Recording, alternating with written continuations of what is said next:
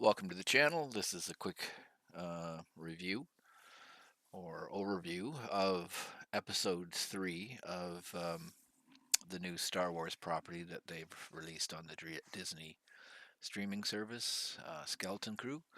Uh, the episodes are released on Tuesdays, so I did watch this earlier, but I rewatched it tonight just to sort of reinforce some of the stuff with myself before doing this video. Um, so episode 3. Uh, it's okay. It's not a bad show. It's not the best that they've had, and I probably would enjoy it more if it wasn't more or less done for kids. It is. I don't care what anybody says. This is a show that is targeted at a young audience, a kids audience, and there's nothing wrong with that.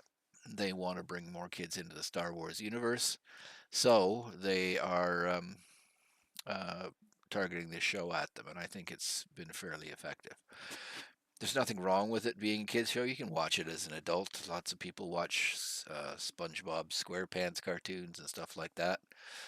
They're made for kids, but they have enough in there to keep adults entertained. And Disney's usually pretty good at doing that. Is even though it's maybe meant for a child, they throw in a few bones to us older folks, but it's entertaining enough. So, this is episode 3. Um, yeah, it starts off with uh, all the parents of the children who disappeared on the spaceships freaking out, except for the one kid that's the main, I guess the main character. He's the guy that pushes all the buttons when he shouldn't. I don't know what his name is, Win or something like that. Anyways, the his parent is just kind of sitting there looking off into space. You can hear the other parents, the elephant kid's parents, and the other parents are there, and they're all upset. Um, and then the bossy girl's mother's there, and she's very officious because she's a bureaucrat. But she says, "Oh, the safety droids will find them because we used to run away as kids," and blah blah blah. The safety droid shows up and basically tells them they're screwed because they illegally exited the planet through a spaceship. There's nothing they can do, and they ask, "Well, can you go to the Republic?" And they always say the Republic, so or the Republic, and it's a lot of people are speculating that they're talking about the old Republic, and that's maybe borne out a bit more later in this episode where they go to the Owlcat's house, who's some kind of person who knows maps and stuff, and there's a mention too in the episode of the war, and the elephant kid goes, "What war?" So they don't seem to understand the Empire or that there was any kind of war, which again, they do talk in this episode about the planet being shrouded and hidden. The owl cat mentions that, but we're getting a bit more of it. They also, the owl cat, when they pull out a scroll and they're talking about 6 different planets in the old Republic, were all hidden because of what they had, and they were destroyed except for the planet the kids are on. Now, the kids, they think their planet's boring as dirt, but there must be something there that's of interest because everybody's interested in the planet. So, yeah, the robots basically say you're on your own to the parents, and then the curious kids, the kid that's into the Star Wars and the more the Jedi, again goes back to staring into space, and then at that point they jump over into the uh, pirate base that the kids were incarcerated on. And at that point, they have broken out of the jail, and they're following Jude Law. And again, he keeps sort of quoting this mysterious Jedi stuff, which to me basically means he's not a Jedi, but he does seem to be force sensitive because he can move, do small things. So he must be a little bit force sensitive, but maybe never good enough that the Jedi select him or something like that. But they um, they start escaping and arguing all the time. The kids do, as that's one of the annoying things about kid actors, that they just, uh, yeah, you get kid actors acting. But they go through a marketplace, and these kids that everybody was looking for walk right by them, and nobody says boo. So they get on that taxi with that rat thing that they used before in episode 2 to get off the ship. They go back. They're getting ready to take off, and then suddenly the kids are all concerned about their droid. I guess it did try to defend them in episode 2, but they just sit there and argue until Jude Law just says he'll go back and get them, which he does. Goes back to a repair shop, finds the droid after waking up a bunch of other droids. That some of them I've seen in other episodes of the movies of Star Wars, so that's interesting enough. But as he's leaving, a pirate shows up that knows him from the very first episode when he's the captain of the pirate ship. And he's going to turn him in, but you don't see anything further. They jump back to the kids in the ship because they stayed behind, arguing back and forth about whether he's a Jedi or not. And out the windscreen, you can see there's kind of a battle of those little taxi cars. And they suddenly just to that, and sure enough, it's their Jude Law's character, um, basically trying to escape the guards or whatever because they are looking for him. He crashes into his ship, and then they try to take off, and he can't take off. They must have a lot of gas and dash people on this planet because the gas or the fueling hose keeps them pretty well tethered, so they can't disappear. And so they start moving around and bumping other ships to try to get out. Meanwhile, the Batman tells the cannon, get the cannon going. And so the world's slowest defensive cannon starts rotating towards them, and they basically escape just as the cannon shoots, which is dumb, but anyways, it happens. So in that portion of it, again, at this point, the kids are kind of just annoying, arguing back and forth as kids typically do in a lot of the shows. Um, Jude Law is still doing a good job with his kids, relatively good. Um, then there's various pirates, including the guy who played Urko in, I think it was Family Matters, which is kind of a laugh. But yeah, in that case, it looks okay for CGI and such. Um, yeah, no real complaints about it, other than some of the writing's a bit stupid. So the kids aren't sure they should trust Jude Law's character. He still is quoting or saying Jedi do this, Jedi do that a little bit too much. But he's got a friend who knows everything about charts and space lanes and everything, so he says he's going to take them there, which he does, and the creature that he meets actually calls in the security patrol on him, so they have some history.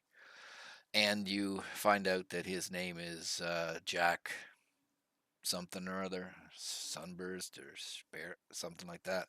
I guess all pirates in Disney have to have Jack as a name, so not Jack Sparrow, but Jack uh, Red, or I can't remember what it is now. But anyways, they kind of learn that he's a bit of a pirate, or at least they don't come out and say anything bad about it because I guess it's a kiddie show. But it's like he's a rascal, a scallywag, and stuff like that, which is dumb.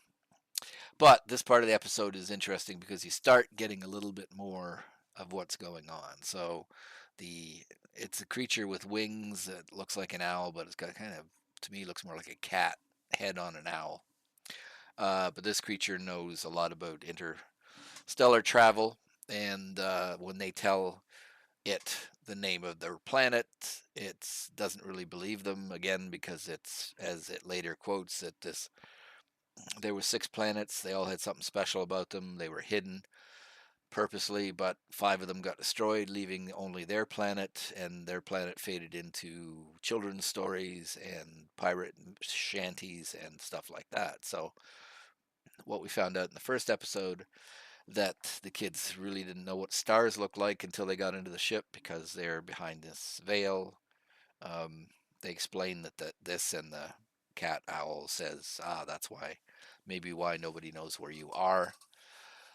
But they're able to come up with a bit of a plan on how to get there, or a route to get there, based on this scroll. And they basically ask the kids a bunch of very basic questions and to allow them to figure out where to go. So the entire universe, and they're able to come up with mostly routes to their place or coordinates of their planet by asking the kids to describe how what it's like on their planet and how they're hidden, which they say it's a cloud. Oh, okay, whatever. And then the patch that the mother gave the daughter in the first episode has some clues in it, but Jack figures out that the cat owl is stalling, so he grabs the coordinates and gets into a sort of a useless fight with the cat owl and then takes off.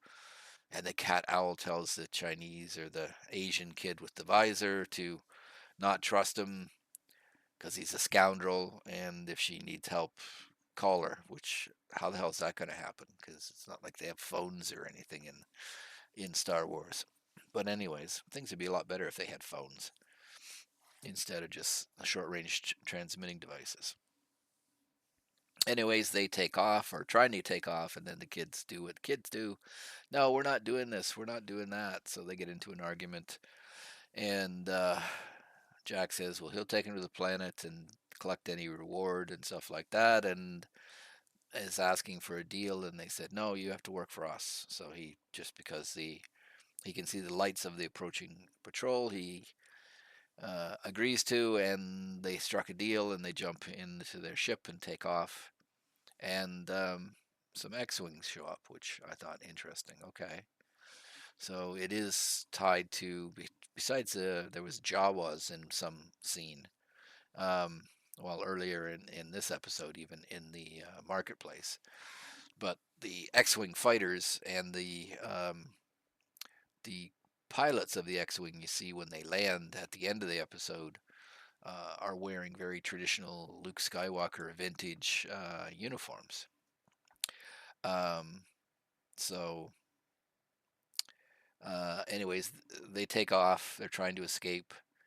Jude Law has to get the hyperdrive going. The Asian kid with the eyepiece is suddenly an expert on hyperdrives and starts helping him plot everything in. He throws the two kids. He gives the elephant boy the controls of the ship, so magically he knows how to fly a starship. So for the first 10 seconds, he's weaving all over, and then suddenly he's flying normally without any instruction. Oh, okay, great. Um, and then the kids, he throws the rebel girl into one turret, and she's reluctant, and then he throws the sort of hero, I don't know what his Winaway or whatever the hell his name is, the kid that's all into Jedi's and stuff in, and he's all for it. So he gets up there and starts blasting away in the turret when the guns are pointed at the ship, or it starts rotating them. So great, shoot your own ship. But anyways, um, the worst X-wing fighter pilots in the world or in the galaxy are coming up and telling them to pull over and fire a couple of shots, and one hit, I think, on the ship, whereas the kids who've never seen this stuff before actually manages to tag one of the X-wings. Now, of course, they wouldn't want to kill any bad people or cause any damage, so that's it. So even though they've been blasting away, which is again a bit ridiculous, but they jump to hyperspace once they clear the horizon on this planet, and the X-wings land, and that's the end of it. So all in all, a little bit of action. Acting's okay. Story's a bit weak in places.